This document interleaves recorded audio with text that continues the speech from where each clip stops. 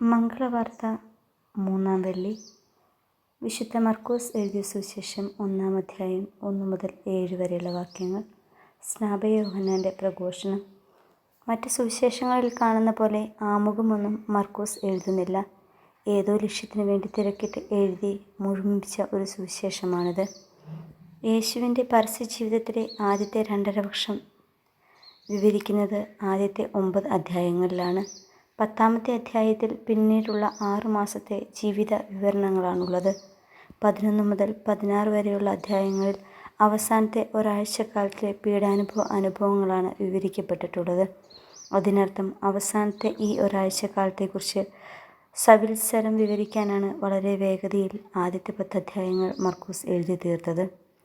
സുവിശേഷം ലോകത്തിന് പ്രദാനം ചെയ്യാൻ വരുന്ന രക്ഷകന് വഴിയൊരുക്കുന്ന സ്നാപകയോഹന്നാനെയാണ് ഇന്ന് പരിചയപ്പെടുത്തുന്നത്.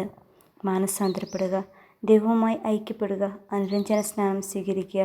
ഈ ആഹ്വാനം അവനെ ശ്രവിക്കുവാൻ വന്ന അന്നുള്ളവർക്ക് മാത്രമല്ല, ഏത് കാലത്തുമുള്ള ജനങ്ങൾക്കും വേണ്ടിയുള്ളതാണ്.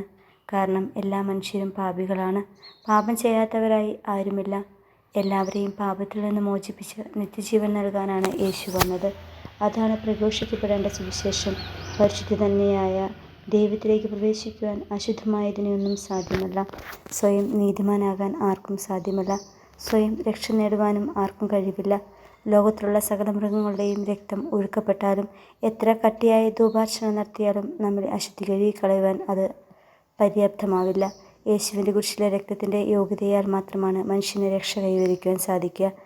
എല്ലാ മതഗ്രന്ഥങ്ങളും ദൈവത്തിലേക്കുള്ള വഴി കാട്ടിത്തരുന്നുണ്ട്. എന്നാൽ ആകാശത്തിന് കീഴിൽ ജീവിക്കുന്ന 700 കോടി മനുഷ്യർക്കും രക്ഷ നൽകാൻ മറ്റൊരുവനും മറ്റൊരു നാമത്തിനും സാധ്യമല്ല. ഇതാണ് ലോകാവസാനം വരെ പ്രഘോഷിക്കപ്പെടേണ്ട സുവിശേഷം.